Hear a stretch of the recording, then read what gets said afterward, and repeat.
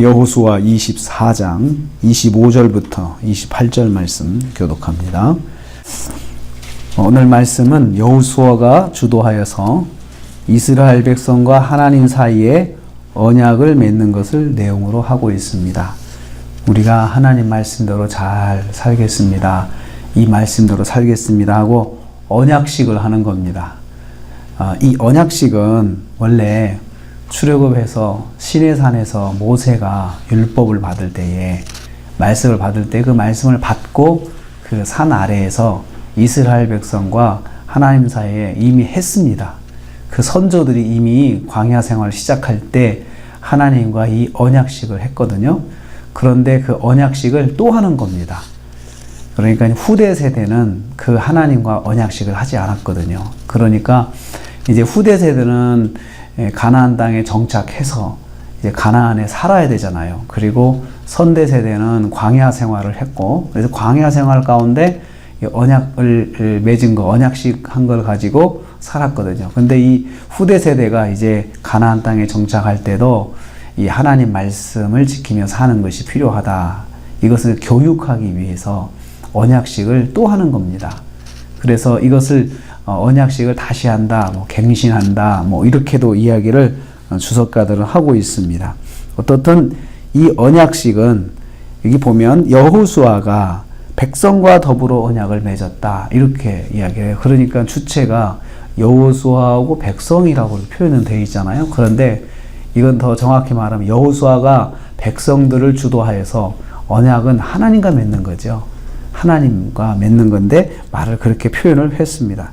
그래서 하나님 앞에 서서 우리가 하나님의 말씀대로 살겠습니다. 이 언약식을 이제 체결을 하는 것입니다. 그래서 이 언약의 의식은 고대 사회에서는 흔했던 것입니다. 흔했습니다. 그래서 어떤 국가 간에도 조약을 맺으면, 보통 조약이라고 하는 조약을 맺으면 이 언약의 의식, 이 성경에 이렇게 이런 의식 같은 것을 가지고 행하면서 국가 사이에 서로 지키기로 약속하는 것들을 서로 이제 말을 하는데, 하나님과 하나님의 백성 사이에 그 약속을 지금 세우는 것을 언약식이라고 합니다.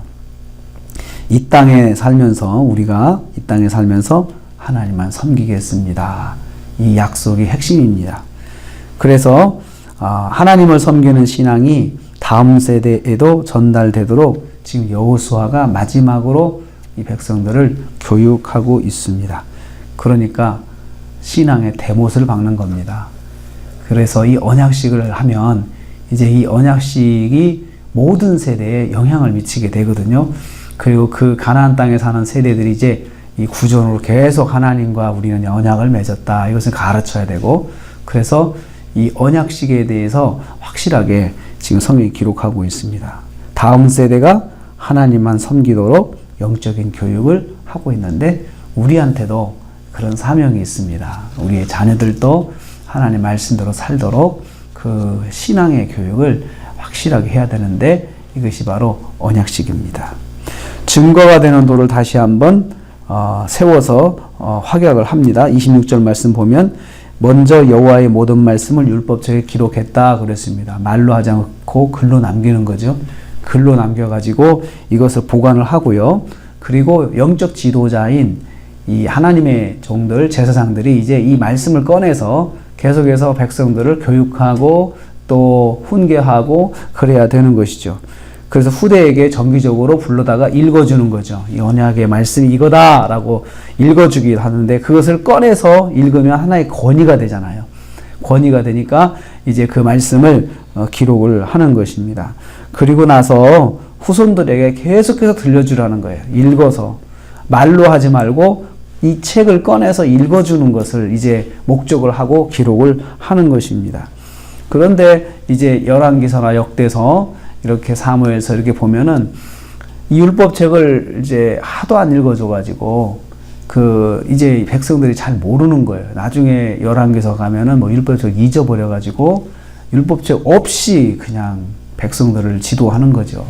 그런데 제사장들이 이제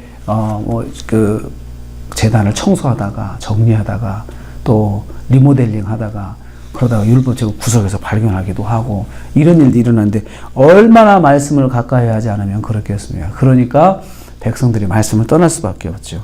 증거의 이 말씀을 주체가 되는 누군가가 항상 가르쳐줘야 돼요.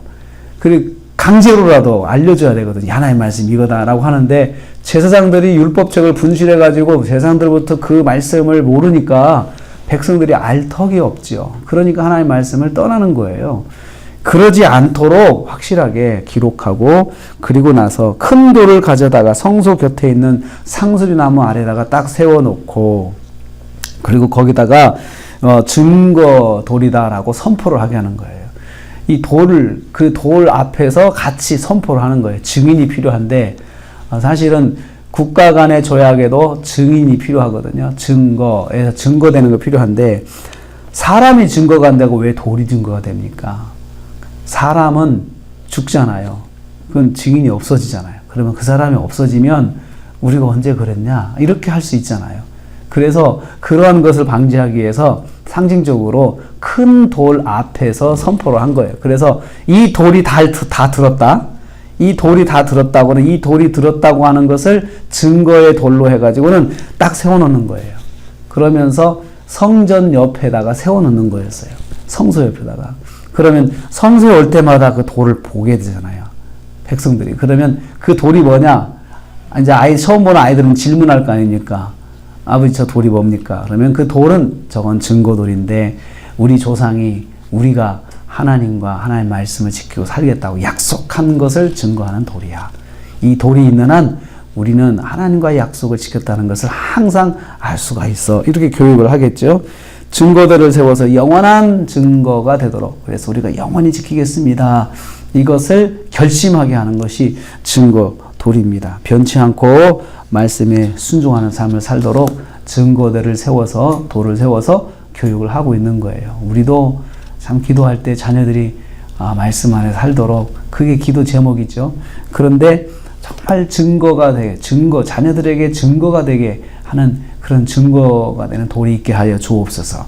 이걸 보면서 내가 떠나도 자녀들이 하나님의 말씀을 보며 살 수 있도록 해달라고 기도를 해야 되겠습니다.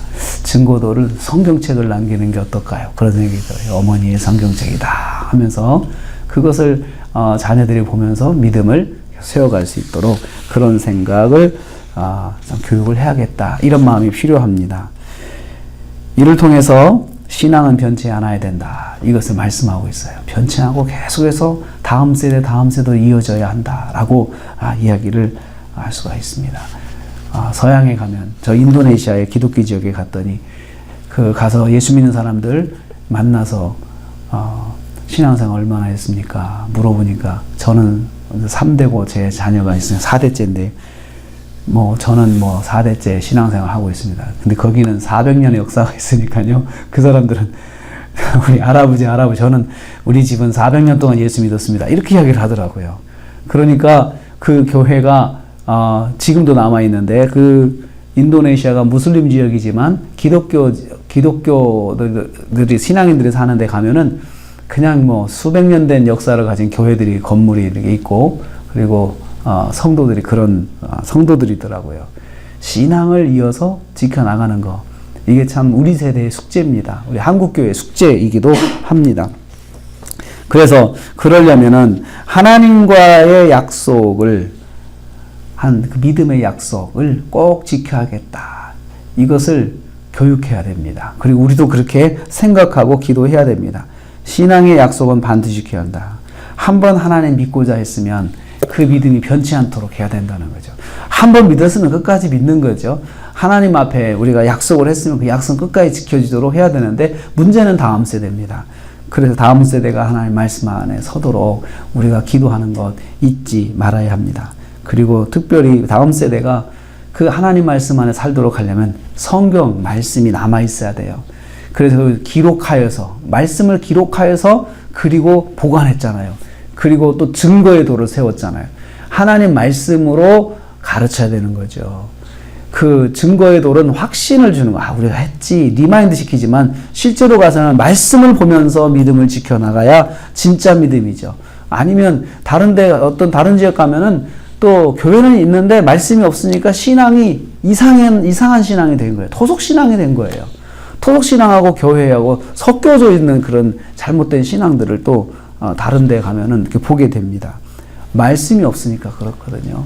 그래서 신앙을 지켜나가는 게 중요하지 않아요. 말씀 안에 신앙을 지켜나가는 게 더 중요합니다. 말씀 붙잡고 사는 것, 변치 않는 믿음의 길, 이것을 꼭 우리 자녀들이 자손들에게 이루어질 수 있게 해달라고 기도하는 것이 필요합니다. 이것을 여호수아가 마지막으로 유언같이 백성들에게 남겨주고 가르치고 있습니다.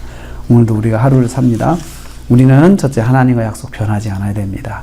믿음이 변하지 않아야 되고 나만 변하지 않는 게 아니고 자녀들 변하지 않도록 기도 제목 삼아야 되겠습니다. 그래서 오늘 하루도 정말 내가 먼저 말씀 안에 사는 삶을 사시도록 승리하시는 저와 여러분 되시길 주님의 이름으로 축복합니다.